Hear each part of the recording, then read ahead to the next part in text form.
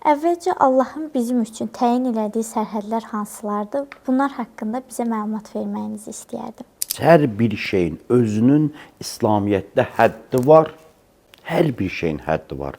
Danışığında həddi var. Baxışında həddi var. Namazında həddi var. Sevginin də həddi var. Məsələn, Peyğəmbəri Allah istədiyi qədər sevəcəyik. İmamı Allah istədiyi qədər sevəcəyik. Nə az, nə çox. Evladımızı Allah istədiyi qədər sevəcəyik. Nə az, nə çox. Bəzən çox da sevməyə Allah icazə vermir. Çünki bəzən görərsən bir şeyi çox sevərsən, insanın başına bəla olar.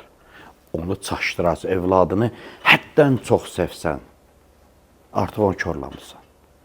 Hədlər pozuldu burada.